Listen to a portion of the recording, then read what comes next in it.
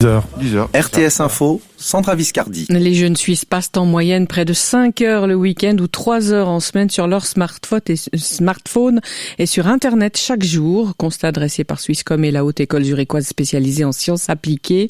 C'est plus qu'il y a 2 ans. 2 heures de plus le week-end, 40 minutes pour les jours de semaine. Les phénomènes de cyberharcèlement sont également en augmentation.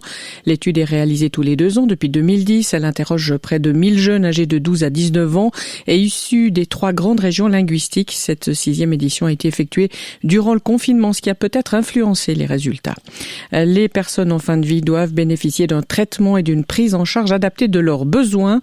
Le Conseil des États vient de tacitement accepter une motion de sa commission de la santé publique. Actuellement, tous les groupes de patients ne peuvent pas accéder à ces offres de la même manière. Il s'agit donc de proposer des offres mobiles, ambulatoires et stationnaires adaptées aux besoins dans toutes les régions. La formation, la recherche et l'innovation bénéficieront d'une enveloppe totale de plus de 28,1 milliards de francs pour la période 2021-2024. Le national vient de se rallier au Conseil des États en renonçant à une augmentation de 12 millions pour les établissements de recherche d'importance nationale. Et puis le budget 2021 de la Confédération devrait boucler sur un déficit d'environ 6 milliards de francs. Le national y inclut la dernière annonce du Conseil fédéral pour les cas de rigueur. Le Conseil des États doit encore se prononcer. Le réseau hospitalier Neuchâtelois assouplit l'interdiction des visites dans la perspective des fêtes de fin d'année. Il sera donc possible de visiter un proche non Covid pendant 30 minutes dès son 4e jour d'hospitalisation. Elles étaient attendues depuis le 3 novembre. Le président russe Vladimir Poutine vient tout juste d'adresser ses félicitations à Joe Biden pour sa victoire lors de l'élection présidentielle américaine. Le locataire du Kremlin attendait la validation du vote par les grands électeurs pour s'exécuter. Le président russe se dit confiant que Moscou et Washington pourront, malgré leurs différences, réellement contribuer à résoudre les nombreux problèmes et défis auxquels le monde est confronté.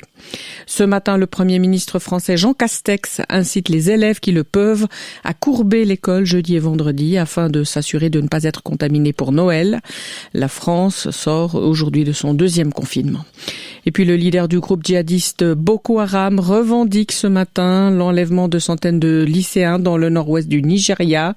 Il le fait dans un message vocal de propagande. 333 adolescents sont portés disparus depuis l'attaque de leur école, située pourtant à des centaines de kilomètres du territoire de cette secte islamiste. En voile, Thomas Ruyant est passé en tête du Vendée Globe, selon le pointage effectué ce matin. Il devance désormais Yannick Bestavan. Charlie Dalin, qui menait la course depuis le 23 novembre, est relégué à la 3e place. Son foil a subi des dégâts hier soir. Sa vitesse est donc retombée à 11 km/h, soit bien moins que les plus de 27 km/h du bateau de Ruyant. Et le Genevois Alan Roura pointe toujours au 15e rang avec 2644 milles nautiques de retard sur le leader. Un mardi gris et humide sur le Jura et sur le plateau, avec de la neige vers 1500 mètres, moins de précipitations sur les Préalpes et les Alpes, des éclaircies, même en Valais, il fera 6 à 8 degrés au maximum. La nuit prochaine, retour du temps sec partout pour un mercredi au soleil, après dissipation des brouillards du petit jour. Poursuivez l'actualité sur rtsinfo.ch.